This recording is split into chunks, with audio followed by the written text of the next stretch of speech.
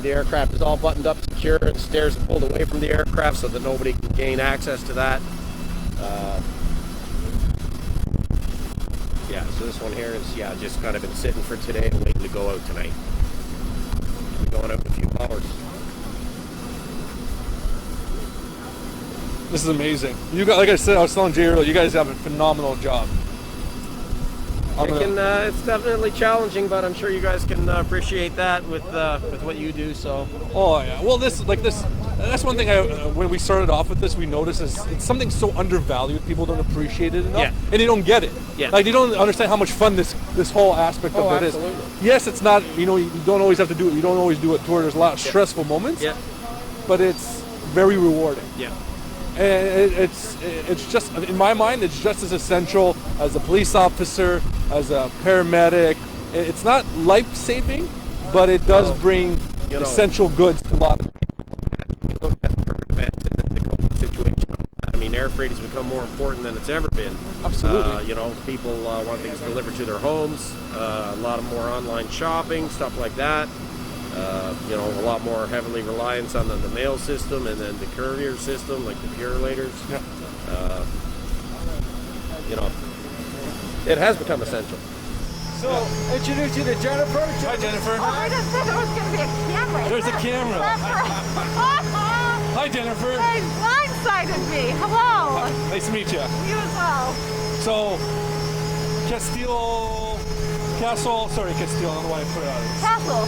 But I don't know why I put a for twang on fancy. it. That's fancy way of saying I know it. Castile Airlines.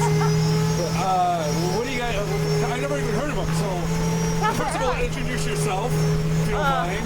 I'm Jennifer Martinez, Okay. a pilot for Castle Airlines. You're a pilot? Yes, Amazing. I know. And so Castle, they're based out of Akron, Ohio. Okay. Purolator is one of our bigger customers. Every night we come through, we have about 4 to 5 planes that come through. It'll be a while.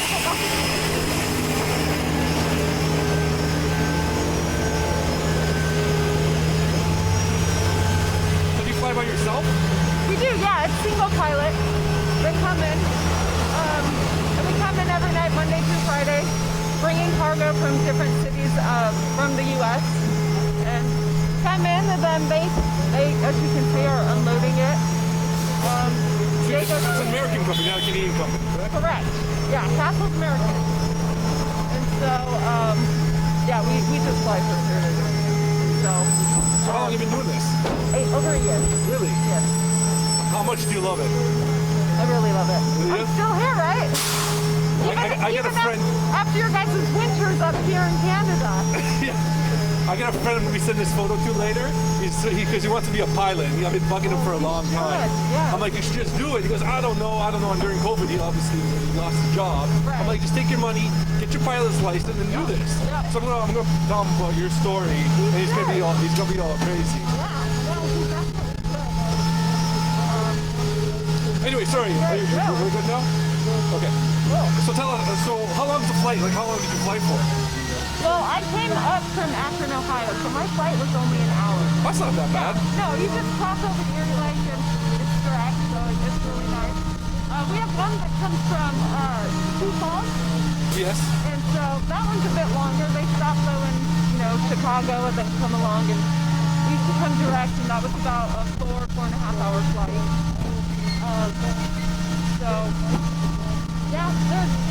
Some flights aren't too bad. We have a bigger plane that will be coming in that you'll see here in a little bit. So how did you come to being a pilot? Like, what was the process? Like, Like, you went to high school and you didn't go. Maybe you did, maybe you didn't. I did not. You didn't go, I want to be a pilot. I didn't. I knew I wanted to travel. Oh, did you? I did. That's a great way of traveling. Right? Well, I was a flight attendant first. Oh, were you? I was. So I was a flight attendant for 8 years. Nice. And then I was like, you know what? I want to try flying. I had some pilot friends who talked me into trying it and fell in love with it. And, 3 years later, I'm here at Castle. So. was telling Jay earlier, I'm envious of the whole process of it, but even flying these guys around, that must be so much fun, right? Like you're crossing the lake, it's peaceful, you got the night sky, Oh, it's so nice. you see the moon, Oh, it's nobody's beautiful. bugging you, no boss over your shoulder going, hey, get this done. Right. You're just no. flying in, you got Jade meeting you, hey, hey, how's your flight? Everything is just great. Yeah, you can't tell, but I got a giant smile underneath my mask here right now. Because to me, I'm like a kid at a candy store right now. This is like, I wish they taught, I don't know in the American context, but in the Canadian context, they don't teach us that this kind of jobs you can have, this is what you can be doing. Honestly, And they should, because this is, people would get excited about it. Right. Like everybody thinks pilot, I'm gonna be flying with passengers all day long. Right, No. yeah, they don't know that there's another side of what you can be flying. Right, and to be a passenger pilot, you gotta wait till, I don't know how many years, 20, 30 years, but you after a year are flying a plane internationally, flying into Canada, delivering freight for Purolator. And that's exciting. I'm excited. Everyone, that does this loves it, so it's great. So you can see over at the plane behind us, they're fueling it. Yes. So in case you didn't know, that's where the fuel tanks were of the plane, and they're in the wings. Right. All right. Because No. I know, right? in the bottom is where we want to put all the parcels. Right. Right inside is all the parcels. I can't put parcels in here, so it's all full of fuel. So, Jennifer, maybe walk me through what happens before you take off, when you land. Like, what's the whole process? What does that look like? The whole process of, getting to your plane, you do what we call a pre-flight. Yeah. So you have this checklist you would go through to ensure that your plane is airworthy, that, nothing's broken, that things aren't missing. And so you would do that, ensure you have all your paperwork. Once you get all that, you're good to go, and then you get in and you talk to the controllers, which will then give you your route of where you're going and stuff. Put it in your GPS, radios, what have you. Take off, and then from there, go on the route. For me, it was direct up here. Land, come in. You saw how we came in. We just come in, pressing on in. Yeah. And then we park next to each other. And then Purolator comes in. You guys fly by side as you're flying across? You I wish we could go formation? I wish we could go formation. That would be fun. No, most of us are coming in from different, cities. Yeah, So we're all trying to race in to see who can get into, Hamilton first. So what's the longest flight you've done so far?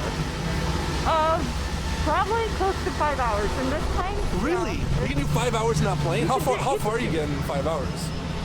You could get to the Sioux Falls from Akron, Ohio up to Sioux Falls, depending on winds. That's another big factor that you don't think about is the Sioux Falls, Idaho, right? No. Sioux Falls is Dakota. North Dakota. So it's like, I know, right? Trying to figure out. Yeah. So it depends on winds. If you have a tailwind, a headwind. Coming So up what's a here, tailwind? What's a headwind? a tailwind is the wind coming with you, so it's pushing you along, making you go faster, right? Right. The headwind's what most pilots don't want, because you're going against the wind and it's slowing you down ground speed-wise. And so for me coming up here, it was a tailwind, so I got in a little bit faster than normal. Nice. But So, yeah. is it ever scary flying? I wouldn't say it's ever scary. You do encounter, weather. Especially coming up now, you have, winter coming in, so you have icing and stuff. But, we're getting through the thunderstorms. But no, I think it's all about being prepared and knowing, what your route's going to be, what the weather's like going to be on the route, along the route, Yeah. And so it's a lot of planning. You plan it. You look at it. Tell me what it's like. It's 5 hours. I know when I'm sitting in the car for 5 hours, it can be very nerve-wracking at times, or it can be very calm and peaceful. And you're like, when in plane, how would you rate that experience? I mean, it doesn't get any better than sitting in a plane above the clouds, looking at the stars, or if you're flying during the day, if it's clear, seeing the city lights. I rate it like a 10 out of 10. Oh yeah? Yeah. Is there autopilot in these kind of planes too? There is. Really? Yeah. So you can throw on the Netflix and just just cruise, take a nap in the back, and let Jim the autopilot let it go, right? Here's the autopilot, yeah. No, the autopilot is nice because it does give you a little bit of a break. But, Yeah. So, especially for those long flights. Do you feel everything as you're flying? Like, is it? Yeah, you want to look? I would absolutely love to look. Yeah, so you do. I mean, you'll feel like coming over the lake, it can get a little bumpy. Okay. But you feel it, especially, in the yoke. You'll see it, kind of move. I'm just trying to put a light on here. Sorry. I know, I'm sorry. It's probably It's okay. flashing there. So you're saying you have to do what? Sorry. Yeah, so let me do this. So there's 2 seats, but there's only one of you. There's 2 seats. Sometimes we have 2 pilots. Most of the time, our operations only require one pilot, so it's a single-man crew. And so, so I mean, you can. It's pretty snug. You got a little backpack and everything, like you're going for a road trip here. You got chips in there and the whole thing. Snacks. Keep you busy for the flight. Admit it, you have a lot of Tim Hortons in there when you're coming up this way. I always stop by Tim Hortons when I'm in Canada.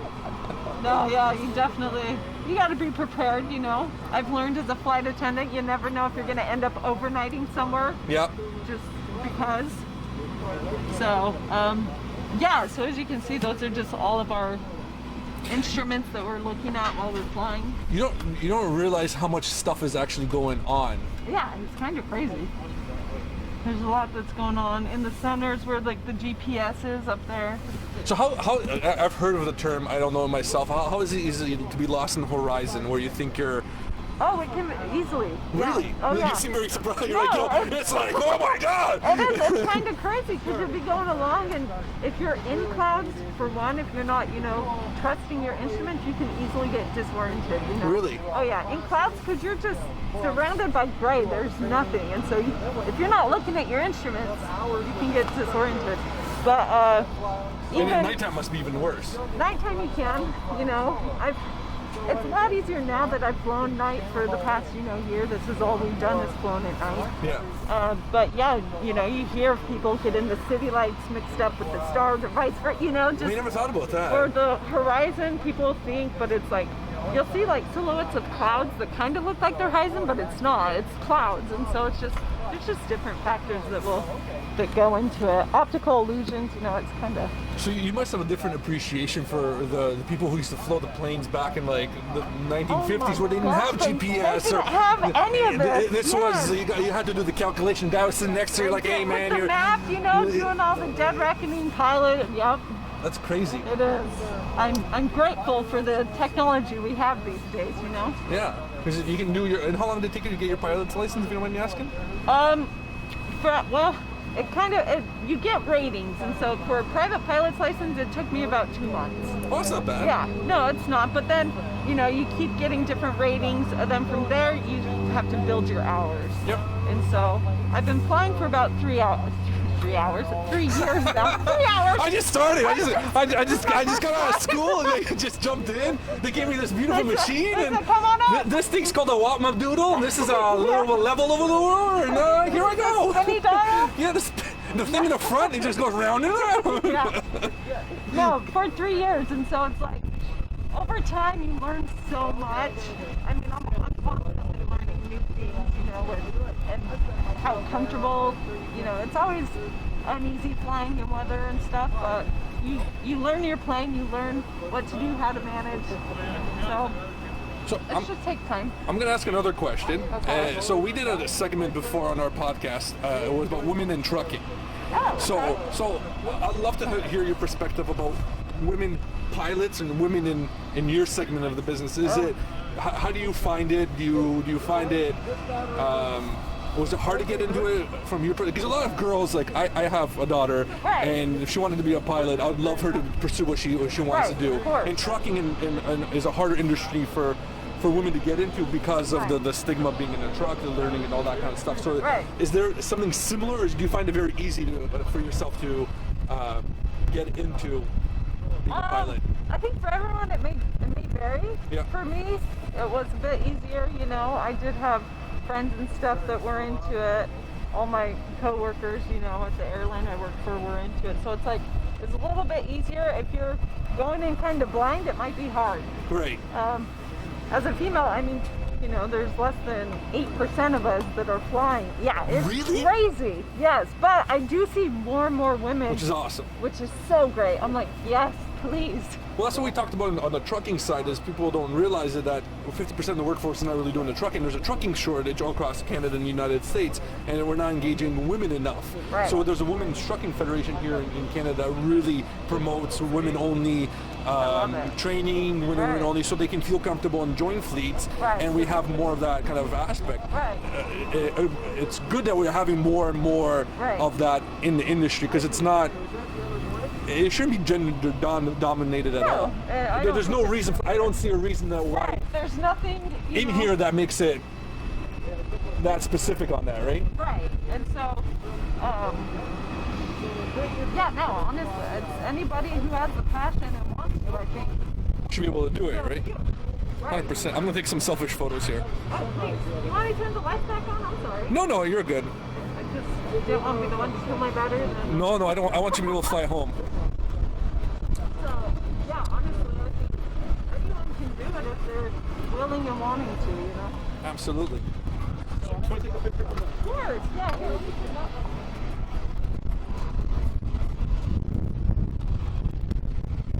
So, how much do you fit in here? Like, how much weight does go on into a little?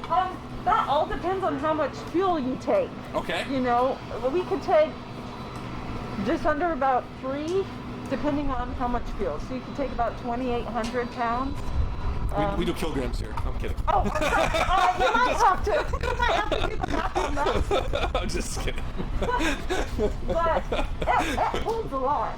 And it's These little interesting. tanks. You got it zoned out, so how much Yeah. weight can be in each section. So, yeah, that's so you're not tail heavy. As you can see, we have those stands. Yes. So if you're tail heavy, that stand is going to be on the ground. Right. Otherwise Which known is- as the pogo stick. The pogo stick. Right. So what happens if you're tail heavy? Like if you're flying well, what would be the It challenge? changes your performance. It changes, you know, speeds and stuff. You don't necessarily want to be tail heavy. Perfect. If anything, you want all the weight in the front. Okay. You got a reefer in here or not? Yeah. Do you ever fly climate? Like, do you ever have climate temperature controlled freight in here at all, or no? You don't. No. No reefers. Well, what about like medicine and stuff, no? Here for medicine. You do. Medicine? We take, I don't know that we take it. We have other airplanes that we do like pharmaceuticals and medicine and, you know, organs and stuff like that we do. These planes are more the bigger loads. So unless it was a lot of medicine, you know what I mean? So Yeah. unless it's a lot, we don't normally take these ones. It's So- the smaller planes. If I can refer you to my friend to refer to you, so you can tell him about the whole process, because he's really interested. I've been pushing him for years, and this plane is pretty damn loud. Anytime I can talk to somebody about wanting to fly, I'm like, please, I will love Yeah, that. I'm sure he'll call you. Yeah. So what's this plane? What This plane is our sub. Saab? Sub. What do you call it, a Saab? That's just the name of it. Like, this is a Cessna Caravan. Yes. Well, then that's a sub. Oh, it's the type of the maker of It's the. kind of a plane. I thought you just called it a Saab. Sad, but whatever.